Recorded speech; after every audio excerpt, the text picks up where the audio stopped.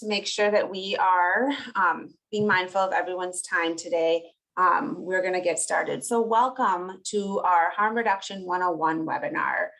We are happy that you're joining us today.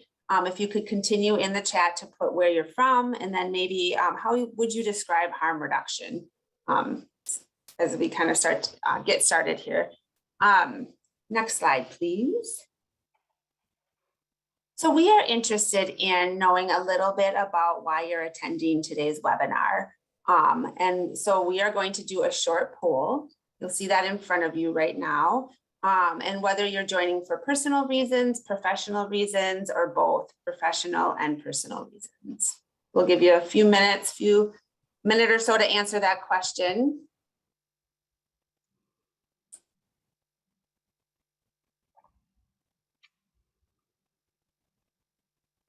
There's about 10 more of you to answer that question. Thank you. Welcome, Jolene and Stephanie.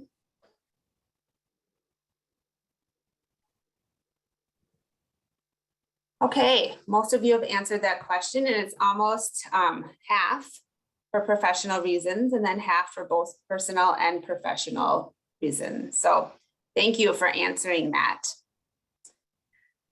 Let's see, I failed to introduce myself. So my name is Mary Jo Katras, and I'm with the University of Minnesota Extension in the Center for Family Development. And I'm joined here today by Laura Poblomby from the College of Pharmacy, and she will introduce herself in a moment.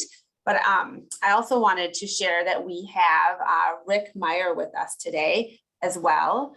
So next slide, let's see, I can, please, Laura. Rick Meyer with us today, who is providing lots of support for us and has just been great in helping us to support these webinars and getting everything together for us and really making sure that they run smoothly. So appreciate his time and expertise in supporting these webinars. So thank you, Rick. Okay, I'm going to turn it over to Laura, but first I just wanted to read a couple of these comments in the chat. We asked you to share your name or where you're from, and then what do you think, how would you describe harm reduction? That was the question that we asked. So we have some definitions that folks put out there. Negative outcomes, attempting to keep life at an even keel, resources and support that can be provided to individuals struggling with substance use disorders, for example, to keep them safe with substance use disorders, for example, to keep them safe as substance use is going to happen either way. Harm reduction equals a safe space. Measures that would increase the likelihood of safe outcomes. See, so those are some of the definitions that folks have shared in the chat. And so now I'm going to turn it over to Laura Poblomby from the College of Pharmacy to dive into our webinar today. Thank you. Thank you. Well, thank you, Mary Jo and Rick. And I really appreciate being able to present on this. Before we get started with objectives, I just want to acknowledge that this can be a tough topic for people whenever we talk about substance use and opioid use. A lot of us have been touched very personally by opioids and substances. Whether it be family history or unfortunately, a lot of people that attend our webinars have actually experienced the loss of a loved one to overdose. So if that is you, we are, our hearts are with you. That's why we do this work. It means a lot to us too, because we can save lives, and harm reduction definitely saves lives. And that's actually why I like working in the area of harm reduction, because I've seen people who were really, really struggling with a substance use disorder, and it seemed like they were hopeless, but they weren't, and they ended up in treatment, and it was because of harm reduction. And I also want to acknowledge the people that I work with in harm reduction are some of the most amazing human beings that I've ever met on the planet. They're most kind, compassionate, caring people. So want to acknowledge them because all of this I've learned from other people, not from myself. So I am really fortunate. I work on the Duluth campus at the University of Minnesota. I'm a pharmacist by training, but most of the work that I do is public health. And I focus pretty much exclusively on substance use initiatives, working with rural and tribal communities. Through this work, we do a lot of naloxone trainings, and so some of you are probably already familiar with naloxone. If not, we're going to talk about that briefly too. But we do a lot of other stuff too, and just want to acknowledge the people that work in that area and the people that I get to work with through these projects. So what we're going to talk about today are past and current trends in substance use and how they inform community-based harm reduction. We're going to talk about health and social benefits of harm reduction. We're going to talk about some common myths about harm reduction and hopefully address those, as well as the benefits and evidence behind different approaches. And I'm going to cover 3, which is naloxone, syringe access, and fentanyl test strips. Several of which I have a bit of experience with, thanks to some of our grants that allow us to purchase these supplies and get them out in the community. We're also going to talk about strategies that reduce stigma. Before we even get started, I want to note that one of the best practices when it comes to talking about substance use and working with people with substance use is that we really need to remember that everybody needs and values the same things in life. And because of some people having a substance abuse problem, they lose track of that. And it's just like any other disease state. Unfortunately, it's not treated the same because of stigma. One thing we can all do is think about the language that we use when we talk about substance use. So you'll notice I try to use person-centered language. Am I perfect at it? No. But basically what that means is we're talking about a person with a substance use disorder or a person who injects drugs. We don't ever use the terms addict or junkie. I've heard them used before. I used to work in pharmacy practice, and unfortunately those words are still used, but those are not person-centered and they just contribute to stigma. So thinking about the language we use is something we can all do when we talk about substance use disorders. So I'm going to put this up here, and I want you to look at these different pictures, and I just want for you to share in the chat, what do these all have in common? So there's a helmet, seatbelt, vaccine, fire extinguisher. What do all these have in common? And Mary Jo, I might need you to tell me in the chat. Perfect. Some of the comments are prevention, protection, safety, protect us, safety measures, prevent harm, reduce harm. Yes. So these are also harm reduction measures. The things you're looking at, which are very accepted by our society, right? We know we wear a seatbelt. Do we need it every time? Hopefully not. But if we need it, it's there for us, right? Same thing with our bike helmet. Like, yeah, probably, 99 times out of 100, we are not going to need our helmet, unless you're me, because I'm a total klutz. I would need my helmet more than that. But most of the population, we don't know when we're going to need our helmet, but we still wear it because the consequences are really dangerous if we're not wearing it. Same with fire extinguishers. We might have them in our house for decades, and maybe we never need to use them. But if we actually had a fire, we sure want it there just in case. And so this is really the same thing as harm reduction. When we talk about naloxone especially, naloxone is the same thing. It's a drug that reverses opioid overdose and other harm reduction mechanisms. We don't know if we're going to need it. We don't know for sure if it's going to protect us, but we want to have it there just in case. So I want you to kind of think about that to kind of frame our thinking for today's presentation. These are all harm reduction mechanisms that by and large are pretty accepted in our society. We have another series of harm reduction tools, of which I'm going to talk about, but because of stigma, we somehow look at those differently. But should we? No. So just think about the fire extinguisher, the seatbelt, those sorts of things when we talk about harm reduction tools. So here's what we're going to talk about. So Narcan nasal spray, fentanyl test strips, syringe access, those are also harm reduction tools, and they are backed by evidence. There's evidence that shows we know naloxone saves lives, right? No doubt. How many lives? We don't know for sure because it's hard. We distribute a lot of naloxone in the community, hundreds and hundreds of doses. We know that they're getting used, but we don't know how many. We don't know if it's 1 in 200 or 1 in 10, depending on the population, because we just don't get the data back, but we know that it's saving lives. And again, if you had a loved one who had a substance use disorder or a loved one who was taking opioids for chronic pain, maybe high dose opioids, you want to have it there. Just like you wouldn't have you wear your seatbelt, right? You have a fire extinguisher in your house. If you know somebody that's on opioids, you want to have Narcan nasal spray. Like, it's just simple. Same thing. We like to compare it clinically to like asthma. So when people have asthma, they have medications that are to control. So like inhaled steroids, for those of you that are medical, those are our controller medications. But if somebody's having an asthma attack, they're going to need their rescue inhaler, their albuterol. So we get that. We don't punish the asthmatic and say, what's wrong with you? You had a asthma exacerbation. We're not going to give you our inhaler.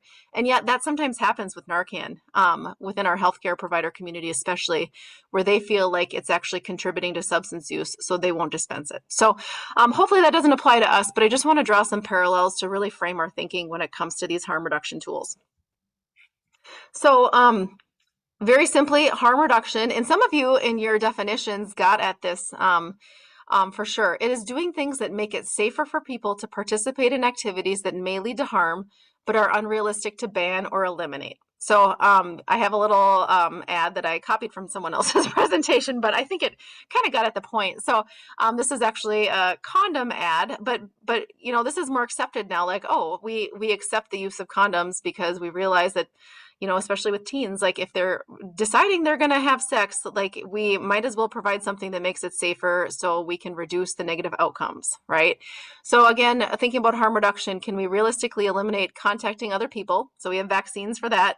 Going out in the sun, we have sunscreen. That's a harm reduction mechanism, right? We're going to go out in the sun, so we might as well protect our skin. And then driving, and then the condom example as well.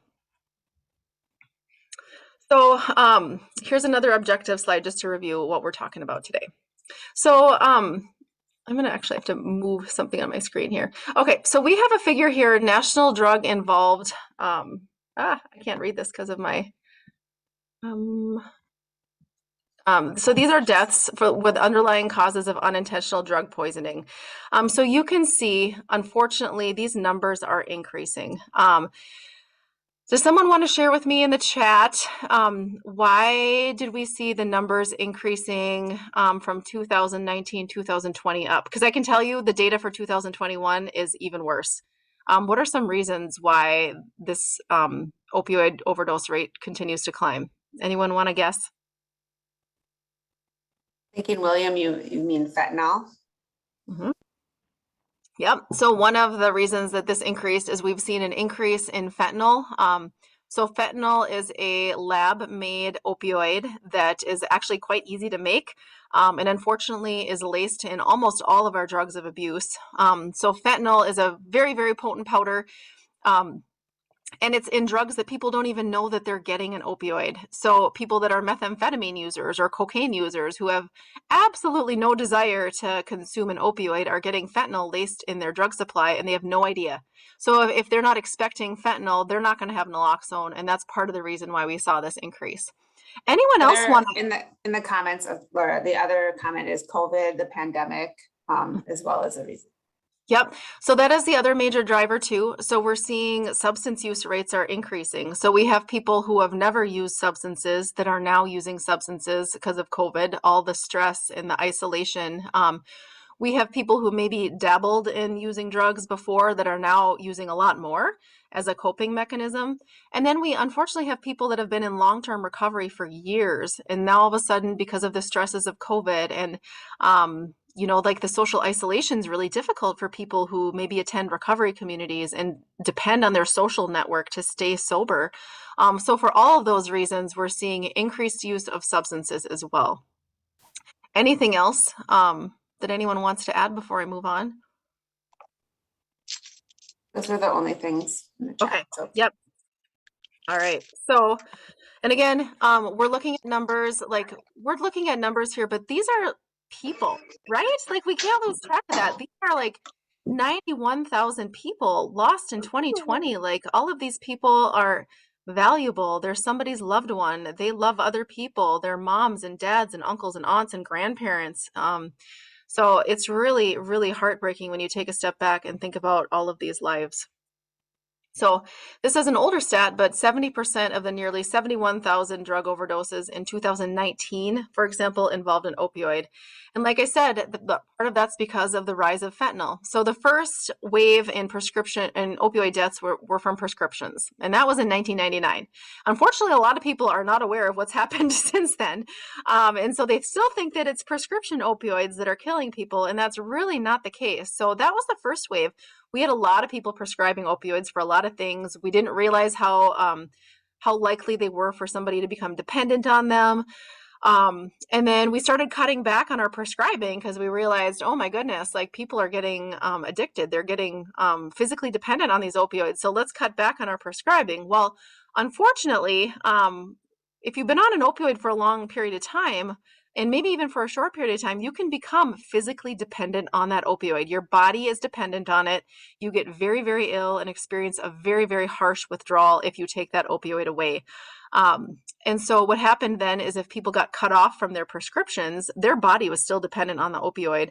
And so they sought opioids in other ways. And one of the ways that they did that was heroin, because heroin is definitely accessible. And so we have, unfortunately, the healthcare community thinking, oh, we're doing such a great job in reducing opioids. Look how we're tapering. This is great. And then we have our treatment facilities that are like, actually, they're with us now. You didn't really taper them off that successfully. They're actually in treatment now because they went to heroin after you cut them off from their opioid supply. And I can speak to that because I know that actually happened in our area in northern Minnesota. I heard from our treatment folks. So that was wave two. We started to see the rise in heroin use and then the heroin overdose deaths. So a lot of our opioid users who unfortunately, they were prescribed opioids for pain for genuine reasons, right? By no choice of their own, their body became dependent on it. And then when we take that away, the withdrawal is horrible. So that's how people end up turning to heroin. And then wave three, that another rise in opioid overdose deaths you can see is because of the synthetic opioids. And it's not just fentanyl now, there's new synthetics out, unfortunately, and they are harder for us to test with. We have fentanyl test strips, but with the newer synthetics, we're not always catching those. So that is unfortunate because we're trying to catch up with our harm reduction tools. And our drug manufacturers are ahead of us. So you can see that wave three started in 2013. And then when we saw the pandemic, which isn't really captured on this chart, you're going to see those lines continue to rise. So I guess one takeaway from this is it's not just the commonly prescribed opioids that are causing overdose now. One other thing I really want to make sure I don't miss is that, and probably some of you are aware of this, maybe you saw the DEA advisory that went out last fall about the rise in fake pills. So basically what that was, so you can buy pill presses online to make a drug. You basically take a powder and you compact it with your pill press and you can make it look like just about anything. So what drug dealers were doing is buying those pill presses and then they created pills that looked like pharmaceuticals, and then they sold them on the street and said they were pharmaceuticals. So especially to youth. So youth are still really impacted by this. So they have a drug that they think they're getting morphine, or they think they're getting an anxiety pill, or they think they're getting Ambien. And so the youth are purchasing them thinking they're pharmaceuticals, and they're not. They are laced with fentanyl, and that is also causing overdose. So again, our drug dealers and drug manufacturers are always trying to stay ahead, and that's really unfortunate, and it's claimed a lot of lives. So we're going to look really briefly on our history here too, just to kind of explore where we've gone with harm reduction. So we've really had, maybe some of you attending this, I don't know if you're going to remember this, but probably we've all heard of Nixon's War on Drugs initiative, which started in 1971. It was aggressive and expensive, but unfortunately not super effective. And you can see, we've probably seen some of these pictures in the news of people just trying to stop this war on drugs, because unfortunately the outcomes are not that great. We can see that, for example, a lot of this war on drugs was aimed at teens to try to reduce teen drug use. Teens are the most common age group to use drugs, and we saw very little net reduction in drug use since 1975 per the Monitoring the Future survey. So just a little graph to see, despite our efforts, we're really not doing that great. So we also have like the supply issue that we're looking at, so access. So per the Office of National Drug Control Policy, the prices of drugs have been falling dramatically. So, and think about this in light of, our prescription drugs. They're really, for a while, they were cracking down on opioids, really cutting off people's opioid supply, thinking that that would end the opioid epidemic, that if we just cut them off, they're going to stop using, things will be great. Well, unfortunately, during the same time, we saw this decrease in the price of heroin. and other drugs as well. So the price of heroin went down. So it's understandable why, if people were, again, physically dependent on that drug, by no choice of their own, they're going to find some way to meet their body's need for the drug. And that is why we're not going to talk about it in this in this presentation, but we do have medications for opioid use disorder that really take into account how the body does become dependent on opioids. You can find those on the extension website, which Mary Jo can share at the end, but we do have some short videos on how medications for opioid use disorder work and why those are helpful for people. Again, we're not going to want to cut people off who are physically dependent on opioids, but we have medications that can help them taper off. So I highly recommend, if you're interested in that topic, that you check out that video. So back to this topic. So this effect that I'm talking about here and showing you, and you can see on the graph, is where crackdowns on drug production in one area, basically they're shifting it to another. It's called the balloon effect, and that's one of the reasons why we really are seeing these drug availability issues despite our war on drugs and our efforts.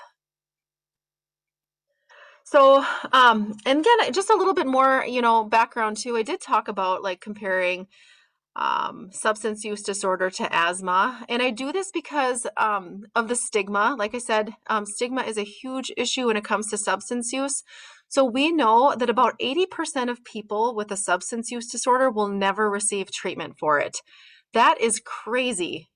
When you're a healthcare professional, which I'm sure some of you are, to think about 80% of people with a condition not getting help. If 80% of people with asthma didn't get a medication, or 80% of people with hypertension or heart failure, like, we'd be seeing a lot of deaths, right? And we are seeing a lot of deaths with substance use disorder because of the stigma. So stigma is the reason that 80% of people never get help, because as a society, as individuals, and especially as healthcare professionals, we stigmatize this and we treat people poorly. We see this as a different condition, or we might see it as a moral failure rather than a healthcare condition. And that is why we make it so hard for people that struggle with this to get help. So I just want to compare the relapse rates for substance use, which are really on par with other chronic diseases such as hypertension and asthma. So for substance use disorder, the relapse rate is 40 to 60%. For hypertension, it's 50 to 70. For asthma, it's 50 to 70. And this research study is cited on the bottom if you want to check it out. So why do we treat people differently if they have a relapse of their substance use disorder versus somebody with hypertension or asthma? It is because we are unfortunately seeing this as a moral failure rather than a disease state. And that has to change if we're ever going to turn the tide, and if we're ever going to improve the look of these graphs. We have to change that. So if you are working in the area of substance use, we should expect relapse. We shouldn't raise the bar for people with substance use and say, oh, you already went to treatment once, like, you can't go again. Many times people need to go to treatment many, many times before they're able to stay in long-term recovery, and that is to be expected. And I've seen people get better after going to many rounds of treatment. They just have to be in the right place, just like somebody with hypertension or asthma. Like, they have to be personally motivated to take control of their condition, and that's a personal thing. We can't make them. So really, again, this ties into stigma and shame. We need to be honest about the rates of recurrence and help others feel safe in asking for help. I'm going to pause really quick. I've been talking for a long time. Any questions on anything I've covered so far? There are no questions in the chat, but please, you can unmute and actually ask a question if you want right now. Otherwise, you can put them in the chat. Courtney just did add that relapse is part of recovery. So that's an important point to take note of. Yep, thank you. Well, and especially if there's people that are professionals in substance use in this webinar, I would love to hear from you. So I'm not trained in this area. Like I said, I've learned everything that I know about working with people that are in recovery or struggling with a substance use, especially as a part of a treatment court team in northern Minnesota. So those of you that this is your world, we'd sure love to hear from you if you're able to add. So where do we go from here? So we know eliminating drug use altogether seems more and more like an unrealistic goal. So considering this, harm reduction offers tools to reduce the harm stemming from drug use. So where are we today? So we're going to talk about myths right now when it comes to harm reduction, because I think this is one of the big barriers There's a lot of myths surrounding harm reduction where people don't even want to talk about it because they have their own ideas of what it is. And I'm telling you, I work with healthcare professionals, pharmacists especially, and we are some of the worst. We're working on it. I promise you, we're trying. But there's a lot of people that are just really stuck in their ways and unfortunately don't want to look at data and unfortunately think that they are the moral experts. And so that is what we're working on, doing better with the next generation and still trying to work with the people that are in practice right now. So the first myth, I think, is that harm reduction promotes harm to the community.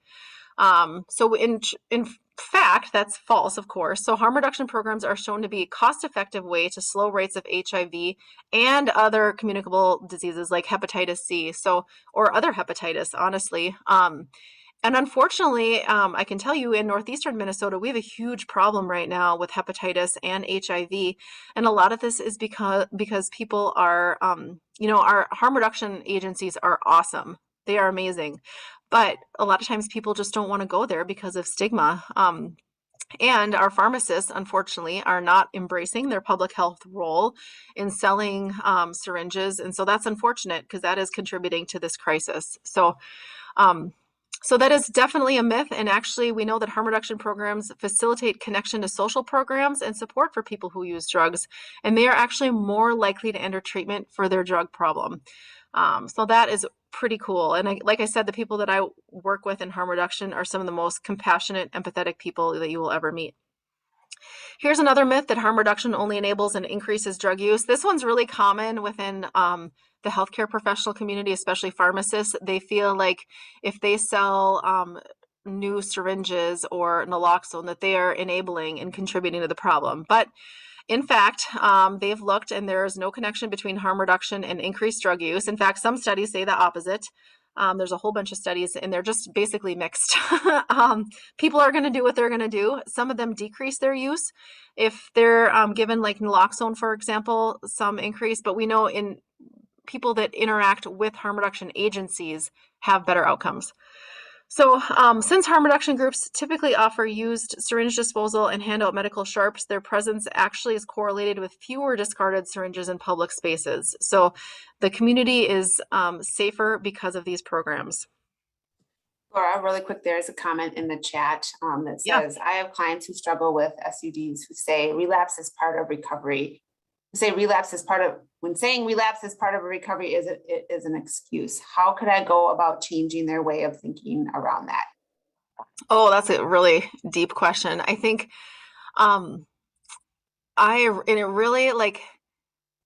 there's just, I don't even know where to start. I think that some of the most stigma comes from people are hard on themselves, I guess is what I want to say. Like, there's a lot of people that feel like if they take medications for opioid use disorder, that they are just substituting one drug for another. And, and like people that use naloxone, like they're just, the stigma is not just from the community in, people are stigmatizing themselves. And so I think that question maybe gets at that too, like,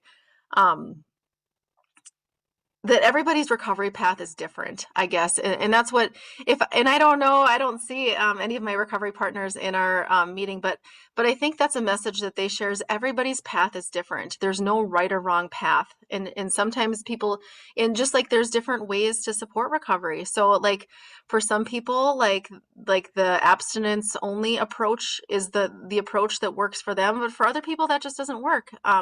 And that's why it's helpful to have different paths to recovery and to promote those different paths, because one size does not fit all.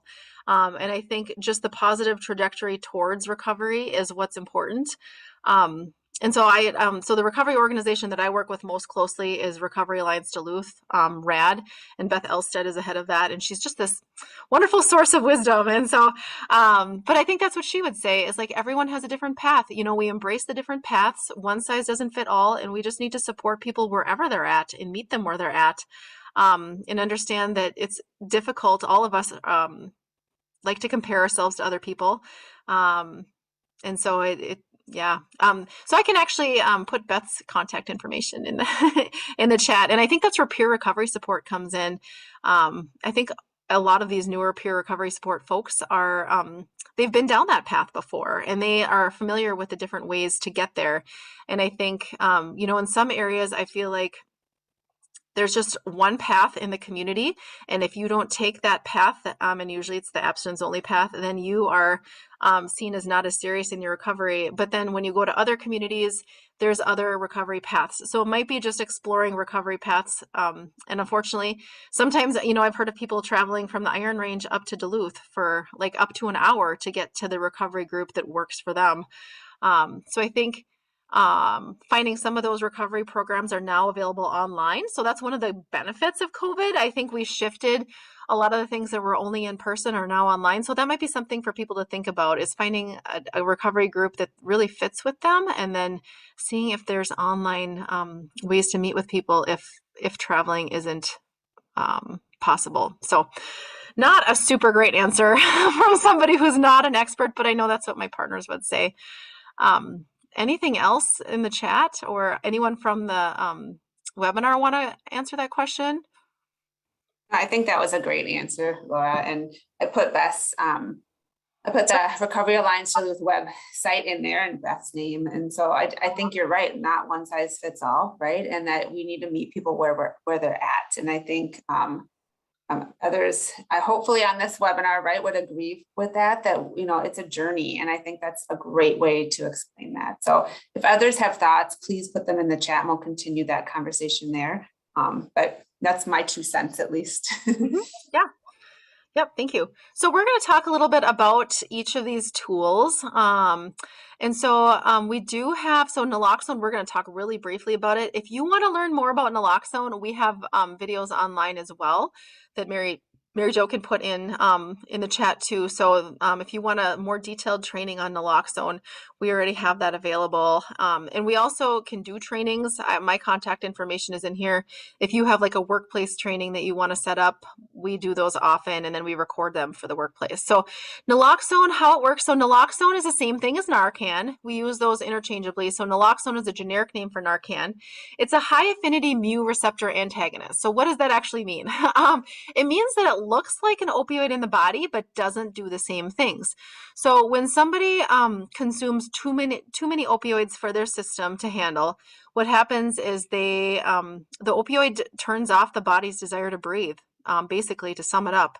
And how naloxone works is naloxone comes into the body and looks like an opioid and knocks the opioid off the receptor, takes the place of the opioids, and the naloxone doesn't send that same signal to the brain to stop breathing.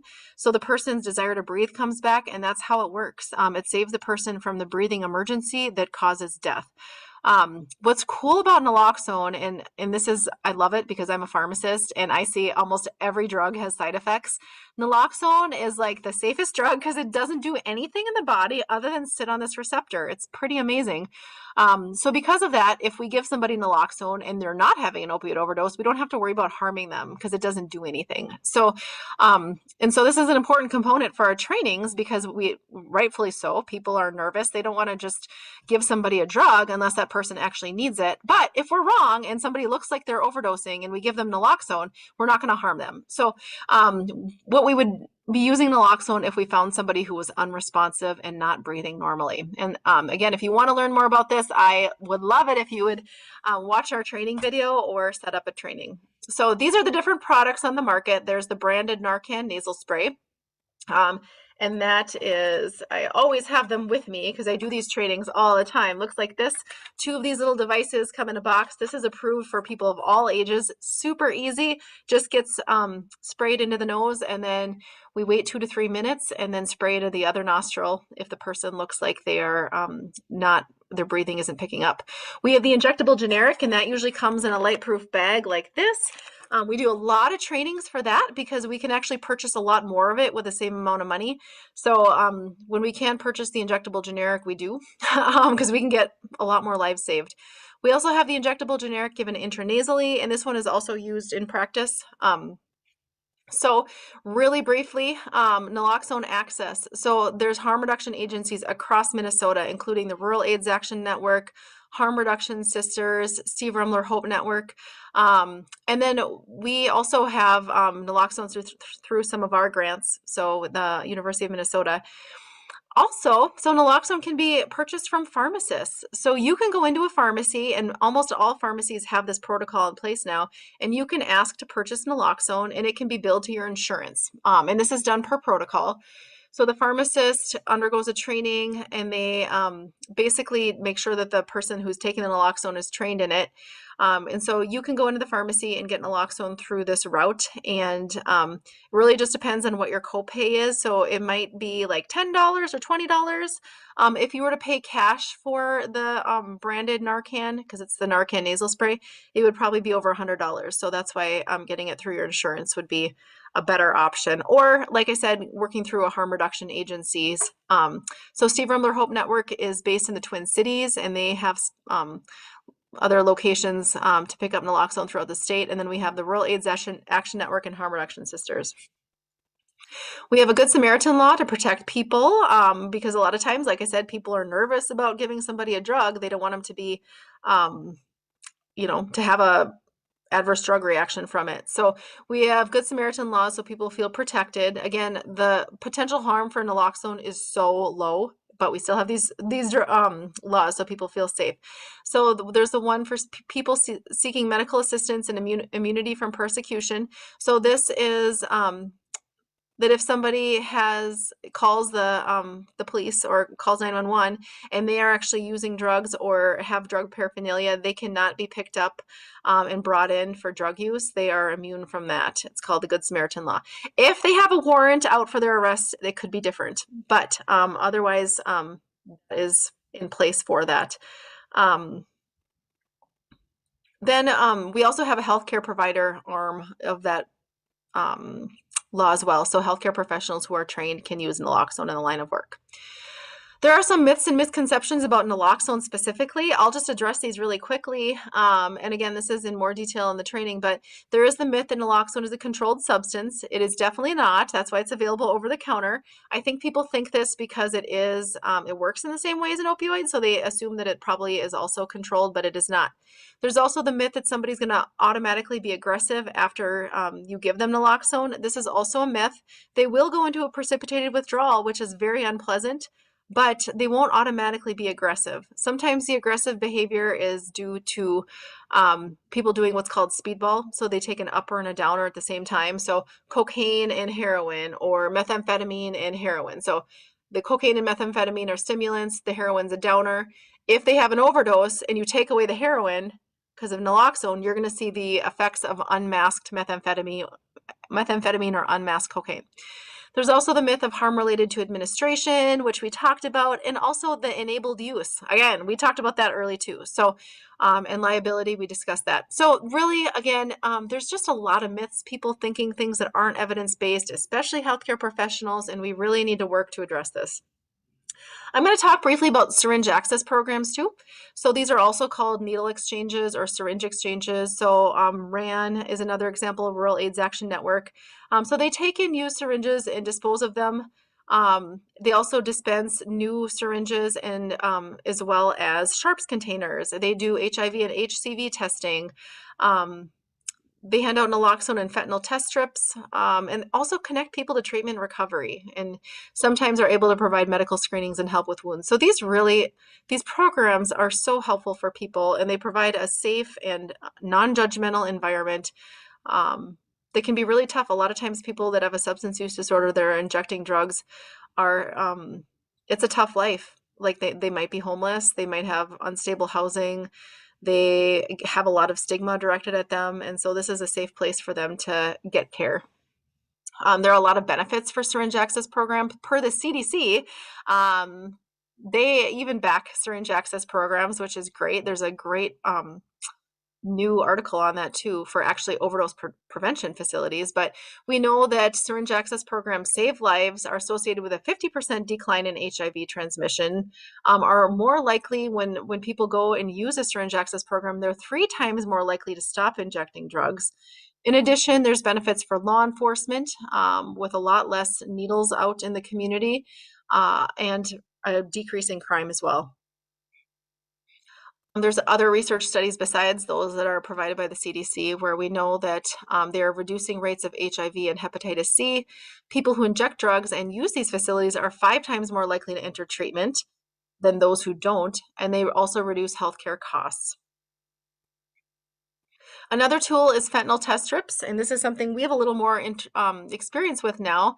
So fentanyl test strips are products that are designed for testing the drug supply for fentanyl. They do need to be used correctly, otherwise you can get false results. So we try to educate people on that. So this is really, we know that people that use these are actually more likely to seek care. And there's some studies, which I don't think we cited here, but they also have benefits from a research perspective in helping people enter treatment. They are very inexpensive. And so with our grants, we're able to purchase some of these, and they're really easy to purchase online. You don't need a prescription or anything, no provider signature.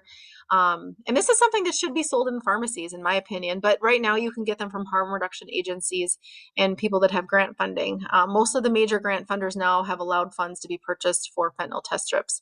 Like I said, there's new fentanyl analogs and new synthetic opioids that are out in the community now. So these are not as effective, unfortunately. They are still really helpful. They're still a valuable tool, but they're not 100% accurate. So basically, if somebody finds that there is fentanyl in their drug supply, they know they need to be more cautious, and they know they need to have naloxone and somebody with them. They should not be using alone. So we're seeing, like I said, more and more of the street drug supply contains fentanyl. So there's really no guarantee. If you're buying drugs off the street, there's a high likelihood it has fentanyl in it. And those are the fake pills. Those are cocaine and methamphetamine. Lots of people getting fentanyl and have no idea that they're getting that. So like I said, they're potentially less useful in areas where people believe fentanyl to be in all street drugs, because they're like, well, there's fentanyl anyway, so why do I even bother? So I'm going to share a new initiative in harm reduction, and those are supervised consumption sites. So these are pretty common in other areas, 11 other countries, but very few in the United States. There's one in New York and another one that they're working on the East Coast. There's a group of us working on trying to figure out how to get one of these in Duluth right now. There would be like a regional site. So as you might imagine, though, because of stigma, there's a lot of barriers to getting one of these set up, but the data's there for them. So these are sites for people who inject drugs to do so safely under the supervision of trained personnel. They definitely reduce the volume of discarded syringes in the community and increase connection between people who inject drugs and healthcare providers. So fewer wounds, less stigma, people getting better care, people getting treatment. So again, it saves a lot of healthcare system money, and there's outcomes from other countries. Another new initiative in harm reduction is decriminalization. So this is really trying to reduce the social exclusion of people who use drugs and create a safer climate where they're less fearful of accessing treatment. So we know that Portugal is one example of where they decriminalized illicit drugs, and they've seen a lot of reduction in drug use, reduction in number of recent and current drug users, reduction in new HIV infections, and reduction in drug-induced deaths.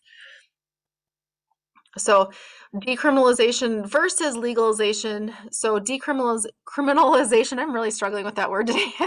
That removes criminal penalties for use and possession. So police would give tickets for possession and make arrests if tickets aren't paid, versus legalization is when you remove criminal and civil penalties. So there is a difference between decriminalization and legalization. So that ends our formal presentation. We do have time for questions and comments. We'll open it for questions now, and then we're going to end the recording, and just in case there's any questions you want to ask that you don't want to be on the recording. So we'll start with questions for the recording first. I think Kayla might have been asking and referring to, are there syringe access programs in Duluth that you know of, Laura? Yep. So the Rural AIDS Action Network is in Duluth, and they also have, they're working on different sites on the Iron Range. So they have a presence in Virginia, and they've been working on, I think they have one in Hibbing, and they were working on Grand Rapids. So if you Google RAN, Rural AIDS Action Network, they are definitely a go-to for Northern Minnesota. We also have Harm Reduction Sisters, which is based out of Duluth, and they are mobile harm reduction. So they will go to people throughout northeastern Minnesota. Okay, I'm trying to put these in the chat, but I will do that in just a second. But Courtney said this has been a fantastic presentation. Oh, thanks. Are there any other questions? Like Laura said, you can unmute, you can wait till we stop recording if we need to right now. Oh, Robin has a question. How long does it take someone to get off methadone? Oh, so that's different for every person. Um, and I'm not a treatment professional, but the longer the taper, the more successful it will be from what I've heard. Methadone is just one mechanism. So methadone is one example of medications for opioid use disorder. There's also buprenorphine, Suboxone. So again, it's not one size fits all. There's different options of medications for opioid use disorder, but in general, months, I would say. And for some people, years. And then for other people, they might be on it for life. And again, like, is it unrealistic for people to like be on something for life? So, I mean, if we're comparing this to asthma and like heart failure, like, do we expect people with asthma to go off their controller inhaler in 2 months? Like, no, like I have kids with asthma. I'm like, oh no, like you're going to stay on your controller inhaler because that's what keeps you from having your exacerbations. Like, asthma attacks are a big deal. Like, they require a lot of care. They're scary. We go to the hospital. We need big drugs. Like, I keep my kids on their controller inhalers because I don't want that. And so, again, if we're looking at this as a disease state rather than, like, why wouldn't somebody be on medications for opioid use disorder forever? I mean, they could be, right? But for whatever reason, we think, oh, well, they should definitely be tapering off. So anyway, that's just a thought I've heard from people that are in the field. So I think, again, it's one size does not fit all. It really depends on the person, depends on what their desires are. If they want to be off methadone or buprenorphine, Suboxone, like, it's kind of up to them. And we really should individualize it to the person. And the big key is to avoid withdrawal, because the withdrawal is what makes people more likely to relapse. So some people might need a very long taper, especially if they've been on high doses or if they've been on opioids for many years. Like, it takes a long time. Your body adapts to that drug, and it takes a long time to get your body used to not having it. Other questions? There's no other questions right now. Courtney shared a resource from John Oliver with a video that I think is around supervised consumption. She had not heard of that before. So thank you, Courtney, for sharing that. So maybe we want to stop recording. So if anybody has questions,